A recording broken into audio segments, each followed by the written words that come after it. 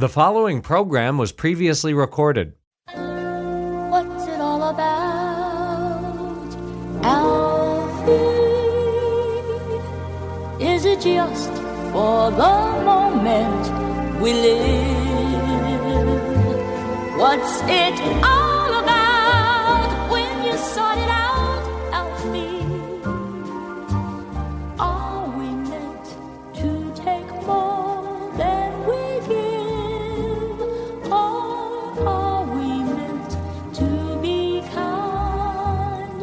And if only fools are... You probably didn't know Dionne Warwick was such a significant philosopher, but there she is, outlining some of the really basic questions, starting with what's it all about? Are we meant to take more than we give? Are we meant to be kind? Is life just about getting through some period of time? Some finite am I trying to get through 49 minutes of radio right now? Or ideally I'm doing something more profound. I hope so, because if I have the right person to do that with, that would be Agnes Callard. She's been with us before. She is a philosopher, associate professor of philosophy at the University of Chicago. And her new book is Open Socrates, The Case for a Philosophical Life. And so, first of all, Agnes, welcome back to our show. Thank you. And you actually do begin on a very Alfie-like note with a contrast between Tolstoy and Socrates and the idea of getting through the next 15 minutes or 49 minutes or however many minutes it is. Say a little bit more about that. Help our listeners understand what you're showcasing there. So Tolstoy had a crisis, kind of an existential crisis when he was around the age of 50, where he started to worry that his life was pointless. And it's very, very shocking and surprising that Tolstoy, arguably one of the most successful human beings who's ever lived, could have had that worry. Does my life have any point to it? I mean, he'd already written Anna Karenina and War and Peace.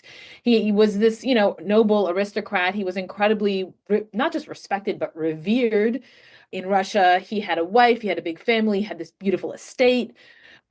His life was perfect, basically.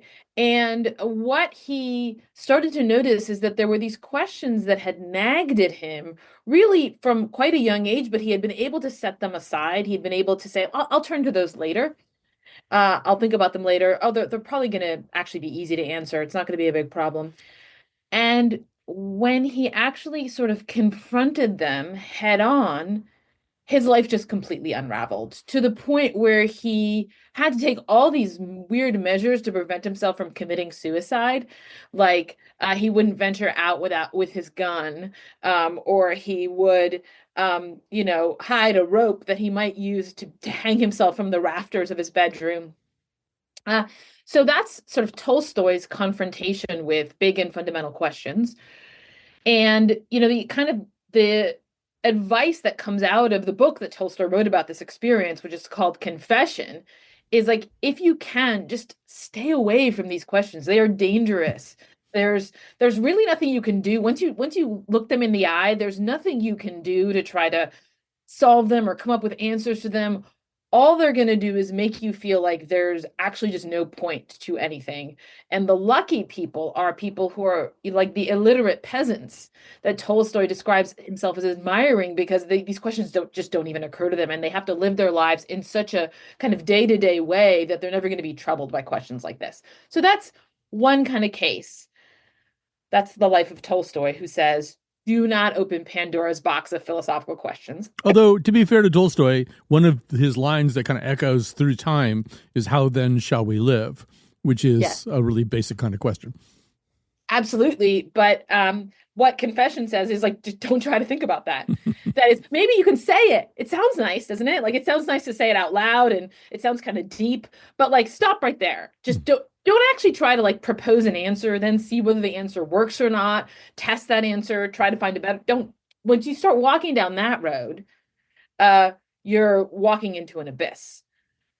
So there are a lot of people who kind of like the idea of fundamental questions. They like the ring of them, the sound of them. And I think Tolstoy would say that's fine if you're doing it in a kind of poetic way or something like that, but just don't actually try to do philosophy. Don't take that next step of trying to answer how should we live.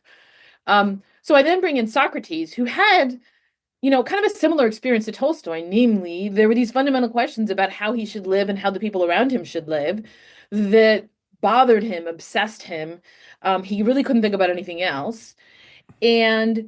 But he had a very different response, which is just like, I'm going to devote my entire life to trying to come up with answers to these questions. And the Socratic dialogues are the record of him living his life in that way.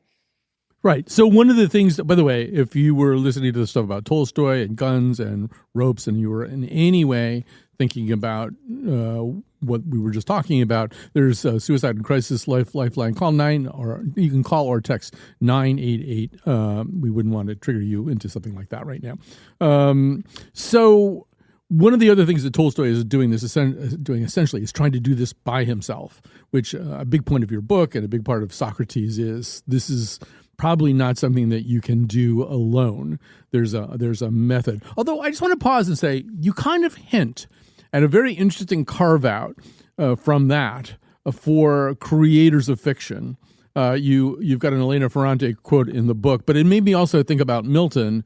Milton really has to imagine multiple mindsets to create Paradise Lost, and he really has to climb inside Satan's red flaming skull and think about, what is Satan's perspective about all this? And so that's sort of an interesting thing. The thing that you talk about is the Socratic method. Maybe one of the exceptions to doing it in tandem are the people who have to think up the other side of the equation.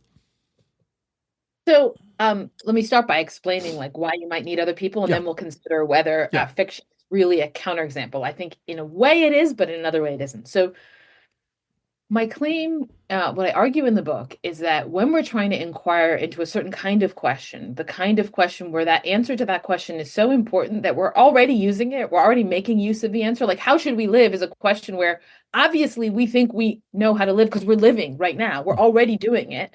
So we've already presupposed the answer. I call these untimely questions because they come at the wrong time. They come after we've already got an answer. How do you raise a question after you already think you have an answer?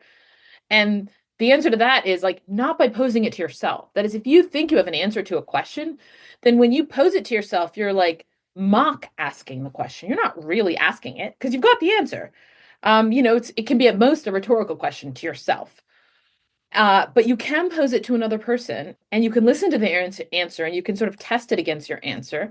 And what I argue is that what this process allows you to do is to see into certain blind spots that you might have with respect to your own answer to the question. That is, there are ways of probing and testing that answer that you're not going to find on your own. You're precisely not going to find them because you don't want to find them, because you want to think your answer is the right answer.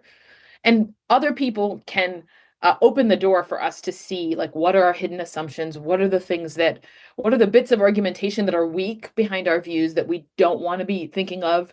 Okay, so that's why you need other people for thinking, according to Socrates. Now, what I say is that there is a way in which fiction gives us a workaround, not just for the novelist, actually, but also for the reader of the fiction. Mm-hmm. Fiction allows us to kind of probe into these untimely questions insofar as they surface in the lives of fictional characters. And I think a lot of authors of fiction are particularly attuned to these questions. They're attuned to sort of meaning of life crisis moments, because that's what we want to read about. Mm-hmm. And so in that way, fiction authors are kind of experts in untimely questions, but not when it comes to themselves, not when it comes to the living of their own lives. And so Ferrante echoes Tolstoy in saying, look, there's a kind of terror, a kind of unspeakable terror about these questions when it comes to the living of your own life. And you have to shut that door. And what you can do is move over to this hypothetical world where we're not inquiring into our own lives, but we're sort of investigating, in a way, doing experiments on these fictional people that we're allowed to experiment on because they're not even real people. And I think both the novelist and the reader are afforded this experience, but it's a little bit frustrating because what we really want is to do that to ourselves. So I was thinking today about some examples of the Socratic method that I've seen in modern life, besides you, of course. And I thought about a series that was done several decades ago by a television pioneer named Fred Friendly. He did a series called Ethics in America.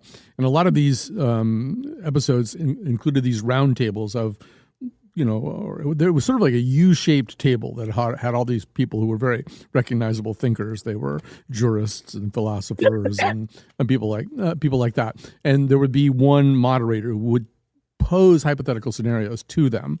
So I'm going to play one of them. This is Charles Ogletree, who was the best moderator, I always thought, of those kinds of things. You're going to hear him talking to Justice Antonin Scalia. Both of these gentlemen are no longer with us, but you'll hear. And so what he's done is he's set up a hypothetical scenario, and he's been asking other people around the table about it too. It's a young man named Robert who has somehow or other been able to obtain answers to a college entrance exam in advance, and has now taken the exam and gotten whatever score he's gotten, and is now struggling with the question of whether or not to submit those scores as part of his college application.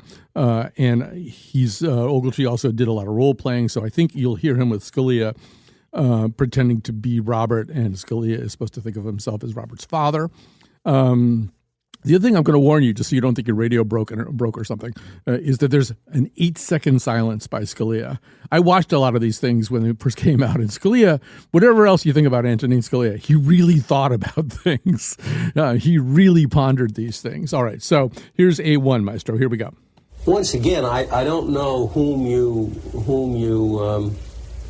recompense. There's no identifiable victim that I can tell you to go and make amends to. Is that what you'd advise me? I'd advise you to retake the exam and use your second score in future applications. Now, that may mean you'll have to be out of college for half a year when you'd rather be there, but that's the price of your folly. Well, Dad, as you said, I'm getting older and I should be more responsible. I'm going to disregard that advice. I'm going to use the scores. And this is one mistake I've made, and I'm aware of it. And I'm working my way through it. But They're giving you a scholarship, are they? Yes. Right. Exactly. You mean this check is no good? Are you going to turn me in?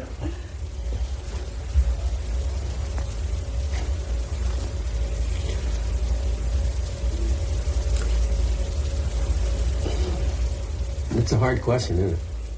And it goes on from there. I believe, as I recall, Scalia does eventually say, yes, he will turn this hypothetical son in and explains the reasons why. But I don't know, Agnes, just kind of react to that.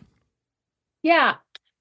I think, I guess the Socratic reaction is, first off, that there's really a question to be inquired into here. That is, it's not just, okay, how do you get this guy to do what you think is the right thing to do? It's like, what actually is the right thing to do? And this guy is the person who you can inquire into it with. He is really in that situation at this very moment. So like, this is your chance, this guy, and it's also this guy's chance to inquire into this question.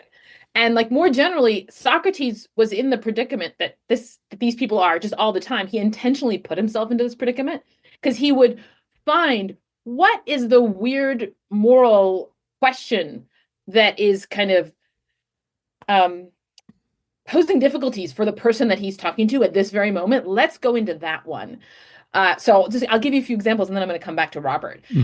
He meets this guy Euthyphro, like a kind of prophet type guy who is prosecuting his own father for murder. And Socrates is like, let's talk about what is piety.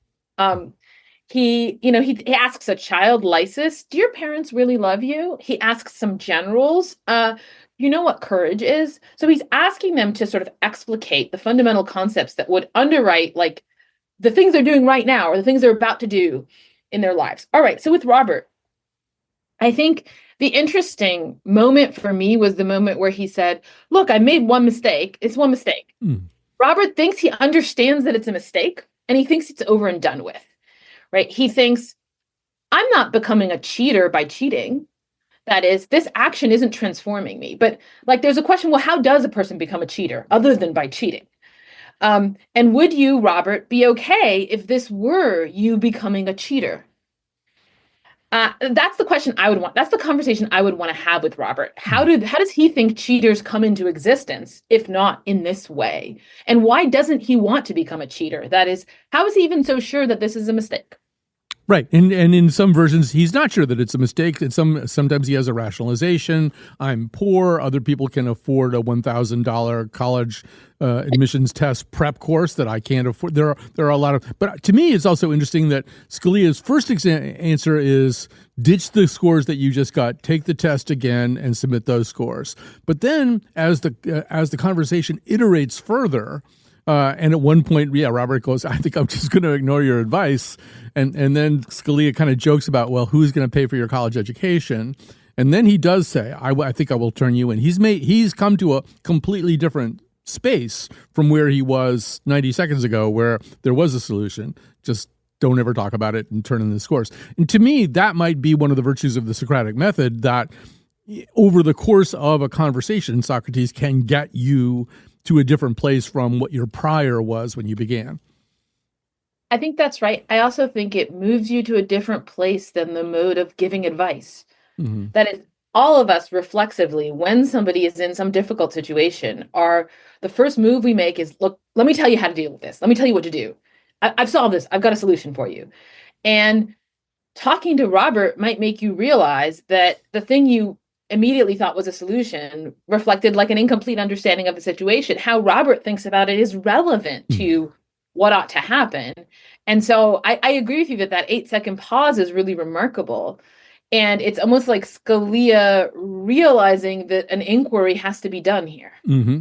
So, and that I think gets us also into motivations of the inquiry and the dichotomy you set up, if that's the right word, between midwifery and gadflyness. I don't know what the noun is there. But so I think it's in Theaetetus that Socrates uses the midwife image. And the idea is the answer is there inside the person I'm talking to. And my job is just a series of gentle nudges and to help the person find something that is inside him or herself. And that, I think, seems to be a little bit what's going on with this Ogletree thing. But maybe talk about that contrast between the midwife and the gadfly. Yeah, so Socrates very famously identifies himself as a gadfly in the Apology when he is defending himself against charges of impiety and corrupting the youth, on which he would eventually be found guilty and executed. And he's saying, look, I'm not a bad guy. I'm not someone who's harming Athens. I'm a gadfly that has been set upon the city. Like the city is like a sleeping horse, and the gods sent me to wake it up as a gadfly. What is a gadfly?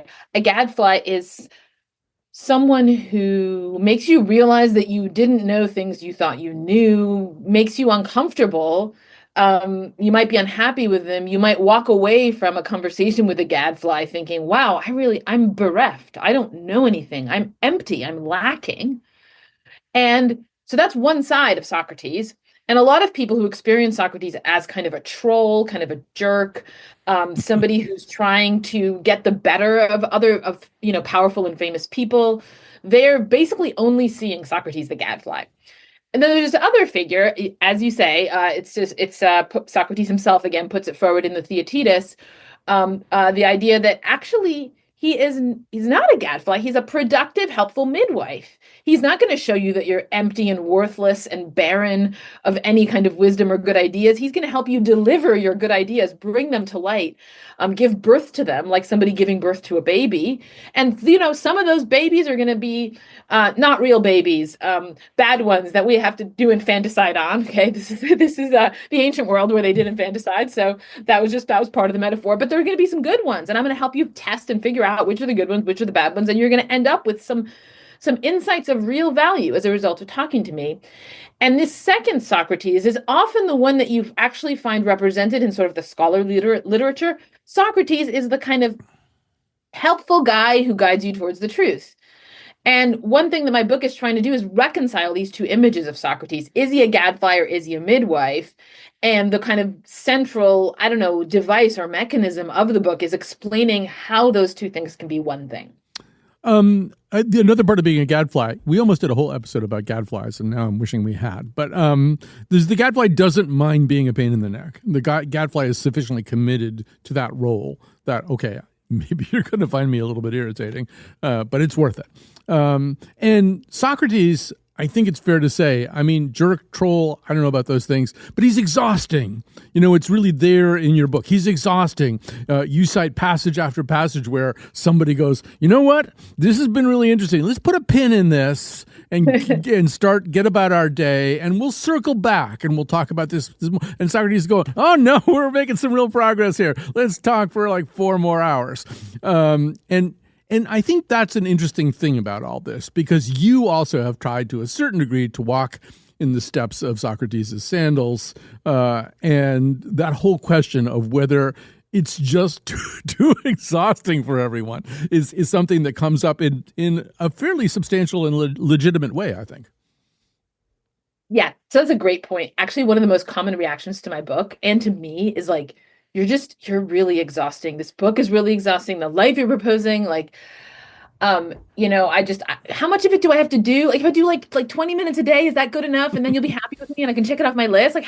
Like, does this have to expand to fill your whole life? And so I think it's great to like foreground that, because I do think that's like a really, it's a very natural reaction, and that there's, we want to somehow put limits to this thing. Like, I'll do some philosophy, but I don't want it to swallow up my whole life. And there's a way in which it doesn't contain natural limits. I think one way to think about the sort of exhausting character is, to think about that 8-second pause. Like, normally in conversations, an 8-second pause is not okay.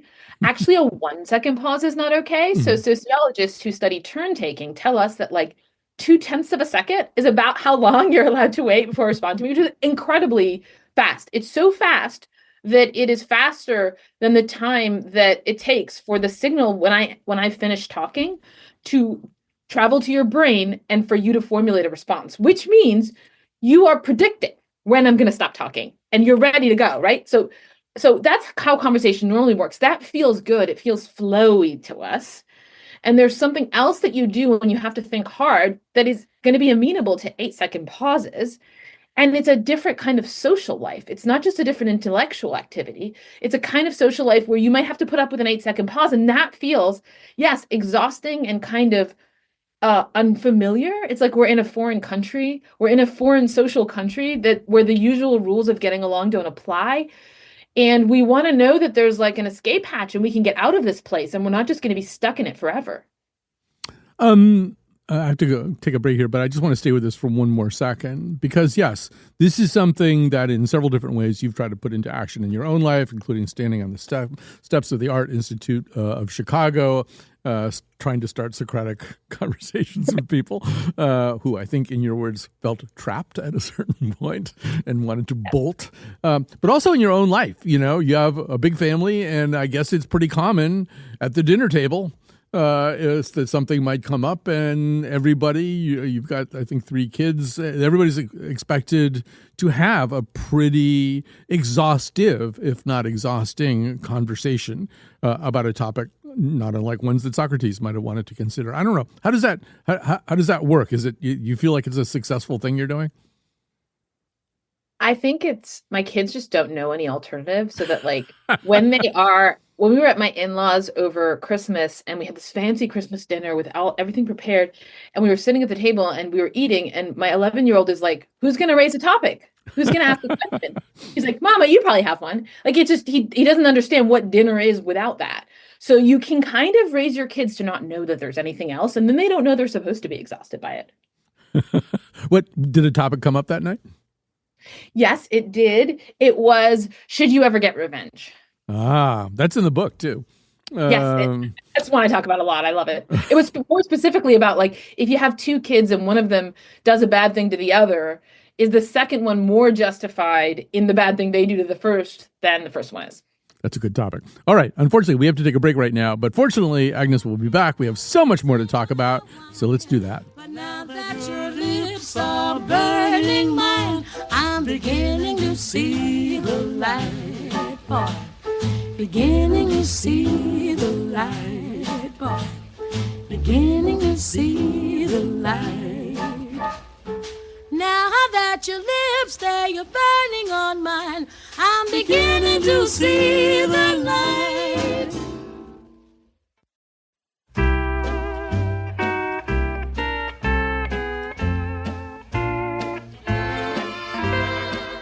ask me if I ever kissed another sweet as you. If I said I kissed another, you would look for someone new. So ask me no questions and I'll tell you no lies. Ask me no questions and there'll be no goodbye. You asked me. Well, that's not going to work in the world of Socrates. Here to say more about that is Agnes Callard, Associate Professor of Philosophy at the University of Chicago. Her new book is Open Socrates, The Case for a Philosophical Life. I think we probably ought to just take a moment to remind ourselves and remind the audience a little bit about who Socrates was. It's worth pointing out there are no extant writings by Socrates. Everything is kind of secondhand. It's not even entirely clear to me whether he was comfortable with the idea of literacy and reading and writing and stuff like that. But tell us more about what we do know about this person. Yeah, so he lived in 5th century BC in Athens. And he was a guy who walked up to people and asked them uncomfortable questions. And those questions, those inquiries, turned out to lead somewhere, to everyone's surprise. People had two different kinds of reactions to Socrates. So like one group of people were just really pretty triggered and pretty upset with him and thought that he was like undermining the basic social fabric. And those people eventually won out and ended up putting him to death. But only after he was like 70, so he got to do this for a while. But there's another group of people who were enthralled. They thought, here is a new thing under the sun. Here is just an absolutely new phenomenon, a kind of like a moment in world history. I think some people who met Socrates realized they were encountering a moment in world history. And the genre, the Socratic dialogue, was born. That is, Socrates gave birth to a kind of writing, which is writing down Socrates talking to some other guy. And there were a lot of people who wrote texts of this kind. The ones that we have left are Plato and Xenophon. We also have a play by Aristophanes that's earlier that is also Socrates in conversation, but more like making fun of Socrates. And so Socrates didn't write anything down, but the reason we don't have anything written from Socrates is not because his writings didn't survive. It's because he didn't write anything down. Whereas we would have a lot more of these dialogues if those writings had survived, but only from these two authors have they survived, Plato and Xenophon. And these are not records of actual conversations. They're not transcripts, but they're also not like purely fictionalized in the sense that it's very clear that they're being presented for an audience who heard of Socrates and heard about his conversations at least secondhand. And so Plato and Xenophon couldn't have gotten away with twisting the truth too much. And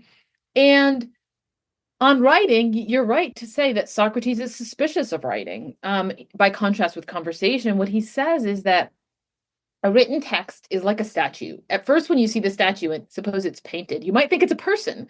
It might trick you into thinking that it's a person. But what you notice is that it always stays in the same position, unlike a person that can move around. And he thinks, a text first seems to have all these ideas, but when you try to probe it and ask it questions about those ideas, it just says the same thing every single time.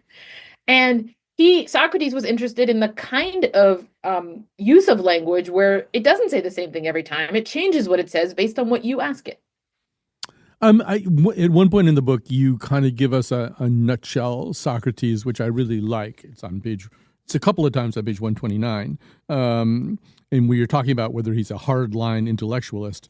And you write, I think that Socrates is just what he seems to be, namely someone who believes that we don't know, that if we knew, we would act on our knowledge, and that philosophy, the pursuit of such knowledge, is the only sure road to becoming a better person.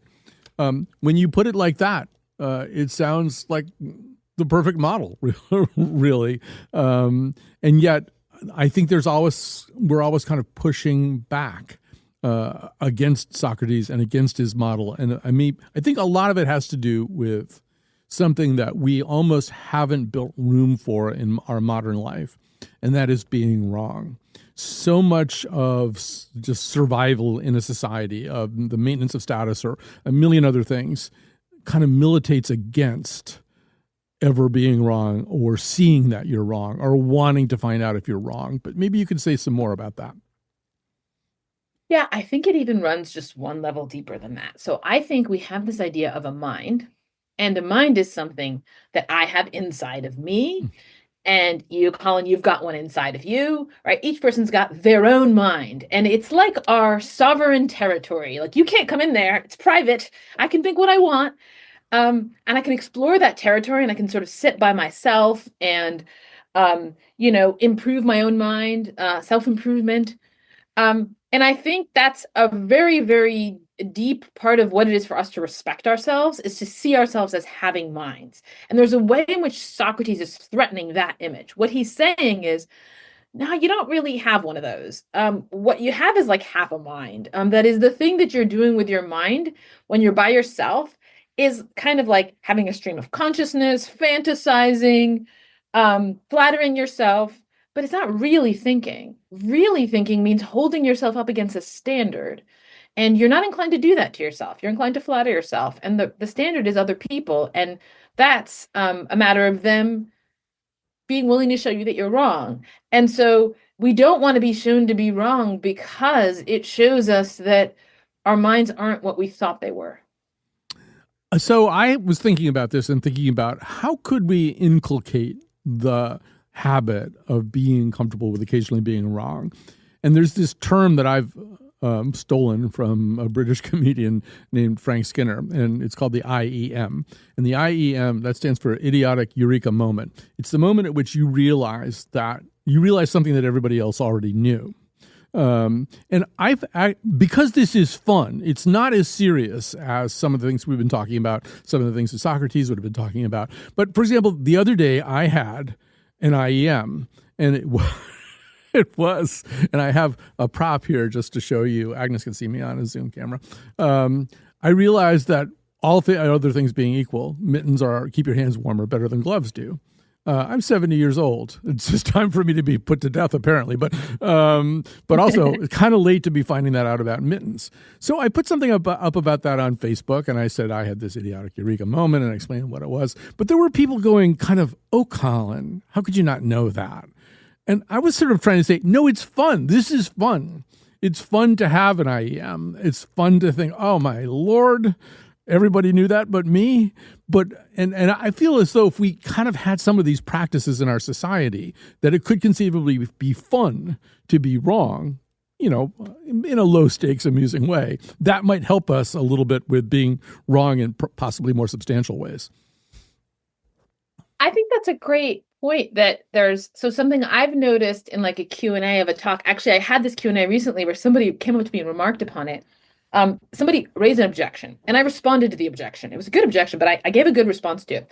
And then somebody else asked another question and I gave a response to that question. And all of a sudden in my head, I realized, wait a minute, there's a way in which this second answer reopens the first question. And now I really don't have a response to the first question. So I just said that out loud. I'm like, guys, I just gave this answer, but that undermines the thing I said earlier.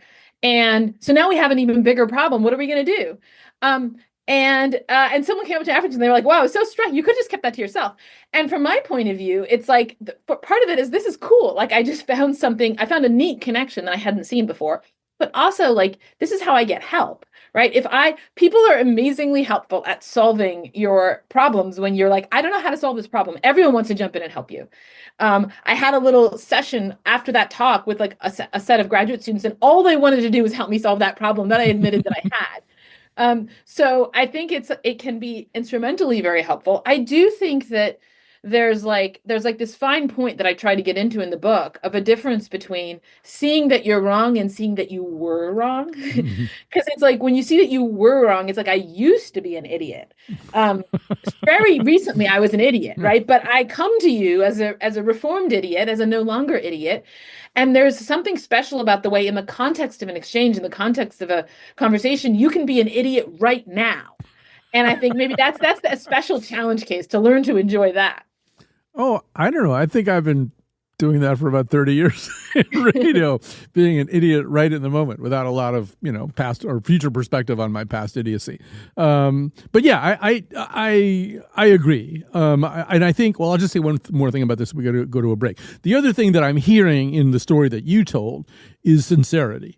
I think your students are also reacting to your sincerity. And I think that's a big point about Socrates. And one of the things you address in your book is, and it's the term irony is used, but another way of putting it, I think, is Socrates just winding people up? Is he just asking these questions to wind the other person up and get them all flustered? And does he really mean these questions? And you are pretty militantly opposed to the idea that Socrates was doing that or being ironic. You believe in the sincerity, I think, of Socrates, and I think it also bleeds over into your own self-presentation. Yeah, I think Socratic irony is a self-defense mechanism that readers of the dialogue have developed to prevent being as confronted as Socrates' interlocutors were. Actually, his interlocutors use the same self-defense mechanism, and they would say, you can't be being serious, Socrates. If he's not being serious, then you don't have to take him seriously. I think that one thing that Socrates sort of puts on display is the possibility of walking into a human interaction totally unguarded, with no armor on, with no protection, and just saying, go ahead, try to hurt me. Because the thing is, what he noticed is that they actually can't hurt you, because the thing that they're calling hurting you is correcting you, but that's actually helping you. And so if you're secretly invulnerable, then a certain kind of sincerity or directness or unguardedness becomes possible. That is beautifully put. And we're going to take a quick break. The good news, again, is we have one more segment with Agnes Callard. I'm trying to make some room for that. So we will come back. We have so much more to talk about. I'd like to know what you're thinking. Answer me slowly now. Questions of 8,000 dreams. What you do and what you see. Come on, lover, talk to me, yeah.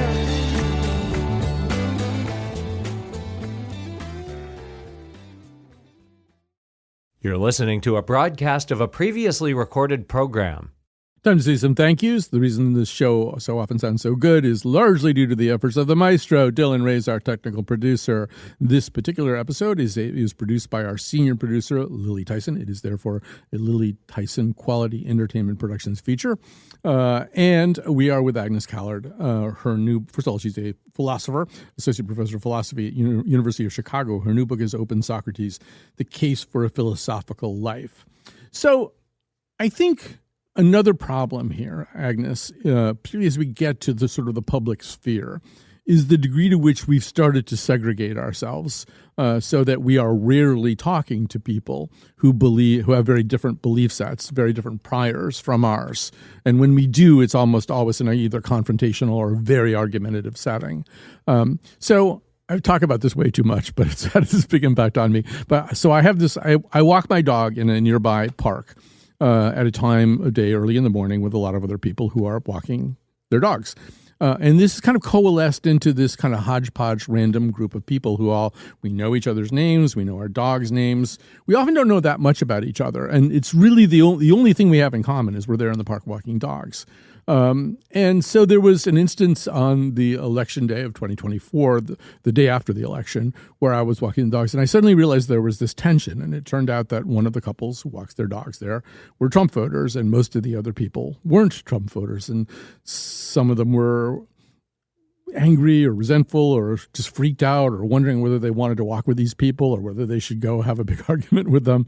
And I found myself thinking, no, we already know that we like a lot of things about these people, that they treat our dogs really nicely. They're nice people in other ways. The idea that we would just immediately cut the cord and separate ourselves from these, it seemed very reflexive for a lot of people. And I kept thinking, well, no, I like these people. I don't share their politics, but that might, if gently approached, lead to some interesting conversations. But I don't know. I don't know what you think about that. And you're on a college campus a lot of the time. I would imagine it's, if anything, exacerbated. But that idea of just not making room in our lives for very different people. Yeah, so it's really interesting how you framed it. It's like, should we cut the cord or should we continue to be friendly? Where it's almost like the actual conversation you might have with them is not in either space, right? It's like if we're gonna take seriously the fact that they're Trump voters, then we're not going to associate them with them anymore. Or we can remember that we have all kinds of stuff in common and they're nice to our dogs and we can be friendly. And what goes missing there is the actual navigation of the disagreement. Yeah. Now, I think that even with people, even when we don't segregate, even when we do segregate ourselves and we're with people that we're close to and we agree on a lot of things, we still try not to argue or have disagreements with those people, even over minor things. So, and it might just be that the kind of recipe here is like baby steps rather than like immediately confronting your most distant political opponent, and that's true on a college campus as well. But that, like some people say to me, well, argument is a bad word. Like arguing with someone means like you hate them. And what philosophy is trying to train you to do is to break your very deep association between someone's being like-minded with you, that is like agreeing with you, and someone's being someone with whom you can profitably engage or associate. And there's a lot of stuff in just like the very basics of how human interaction is structured that ties those two things together so that we feel like we either have to overlook differences or cut the cord. And what my book tries to describe is the set of interactions that open up for you when you think there's a third option. Yeah, and I should say also, I mean, first of all, I haven't done a good job with this, even with the kind of gentle approach. I've just sort of avoided certain things. And your book makes me think that there are ways to have really interesting conversations with people like this that, that don't create more distance. I will say that one thing that I figured out about them was that they were just very, very, very profoundly devout Catholics who took the abortion issue very, very seriously and couldn't vote. They couldn't vote for the other candidate because she was such an apostle of reproductive choice. And so I was talking about that. I was on a forum with an audience, a panel, and I was talking about this example. And I said, and these are people who grew up believing a certain thing. They believe a certain thing. It's not necessarily the thing that you and I believe, but they believe it, and their actions grow out of that belief. That and it just seems unfair to overly penalize people for their sincere beliefs, which lead them to a choice that you and I would not have made. And as I'm saying that, I'm looking out in the audience, and there's this woman who's just slowly shaking her head at me. It's just like, no. And I thought, this is going to be a long climb here. That idea that you are going to at least legitimize some of the beliefs that get somebody to a certain place so that you can have that conversation. But your thoughts? So, I mean, one thing is, I think Socrates would just agree that we have to avoid a lot. He says he gets criticized for not taking part in politics in his own time. He doesn't go to the assembly and say, "Hey, Athenians, here's what we should do." And people are like, you're not a real man. That's what real men do, is like argue in a political context. And Socrates is like, if I did that, I would have been killed way before I was 7. I mean, he doesn't say that because obviously he doesn't know he's going to be killed, but basically he says that. And, he is looking at encounters where he thinks you can move forward. And I think he thinks it's fine to decide of some of them, there's no moving forward here, as long as there are other ones where you are actually deciding that you can move forward. Now, in terms of the person, the issue that happens with sort of political disputes is that we have a difference of opinion. We disagree about morally about abortion. And we map that onto like a zero-sum contest where there are two groups of people and one of them is going to win and the other one's going to lose, and the one can only win if the other one loses. I call that politicization. And I think that when that happens, you're not really conducting an inquiry into the truth of a set of beliefs. What you're doing is playing a certain game. And you're worried about, like, for instance, the other side scoring points and legitimating their views. And like all of that is like fake. That is, it's not really happening. It's a symbolic kind of sauce that you're layering on top of what is an inquiry. But if you get too much of that layered on there, you can't actually ask the question, like, is abortion morally okay or not? So we're having this conversation on January 22nd. People sometimes stumble upon this podcast whenever, but it's January 22nd, 2025. So yesterday, newly inaugurated President Trump is actually it was Yeah, it was Monday. It was Monday. All right. At the National Prayer Service at Washington's National Cathedral.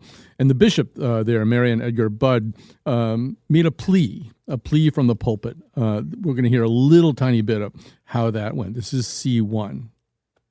Let me make one final plea, Mr. President. Millions have put their trust in you. And as you told the nation yesterday, you have felt the providential hand of a loving God. In the name of our God, I ask you to have mercy upon the people in our country who are scared now. There are gay, lesbian, and transgender children in Democratic, Republican, and independent families. Some who fear for their lives. Okay, I was right the first time. This was on Tuesday. So, Agnes, this flunks the Socrates test a little bit. She's up in a pulpit. He's sitting down below. There's no opportunity for an exchange of ideas. On the other hand, she's trying to introduce a moral or ethical question or set of questions in the form of a plea for mercy. I don't know, just react to that a little bit. So I sometimes say complaint is the thin edge of the philosophical wedge. That is, there's a sense in which a complaint is the fundamental form of a complaint. Beneath the surface is, why am I being hurt?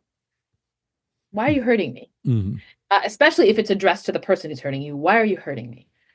And I think, one way to hear that is just as a kind of instrumental. I'm going to try and guilt you into doing something different. I'm trying to manipulate you. But another way to hear it is really quite sincere. It's like I'm asking you a question. Why are you hurting me? Do I deserve to be hurt? Is it worth it? I want you to think about those questions. Those are questions for you. They're questions that are meant to sit with you. I think just posing a question isn't sufficient for a Socratic inquiry because it's not an inquiry. It's just the beginning of an inquiry. And of course, that's the problem Tolstoy faced, was that he could only do the beginning part. But the beginning isn't nothing. It's especially not nothing if you can motivate the person to pick up that inquiry with other people. So I guess I would describe it not exactly as philosophical, but as proto-philosophical. Yeah, and I also feel as though we should say that far from igniting a Socratic dialogue, President Trump said that the church and the bishop owed him and the public an apology for all of that. But I think also, what I hear there, we're almost out of time. I shouldn't even bring this up. But, I think there's sort of a third party there. And the third party in her case is her God, right? I can guarantee you almost that she's up there. When she thought this through, she was thinking, I owe it to God. I owe it to all the things that make me a bishop, a priest and then a bishop, to ask for mercy like this. And that's an interesting part of this. Don't give a real long answer because we're going to get in trouble. But sometimes there's a third party in a Socratic dialogue. I think Socrates tries to deny that, basically, and to say, no, it has to be restricted to two people. But I guess what I want to say is that I think, the very thought that Trump thinks they owed him an apology just shows you how this got to him. That is that he saw the complaint really as addressed at him, not at God, but at him. It hit him in a way, and he wanted to peel it off himself. And thus the demand for an apology. Agnes Callard, always fascinating to talk to you. I hope this is just one of many more conversations that we will have. Agnes Callard is Associate Professor of Philosophy at the University of Chicago. Her new book, Open Socrates, The Case for a Philosophical Life. Thank you, Agnes, and thank you for listening.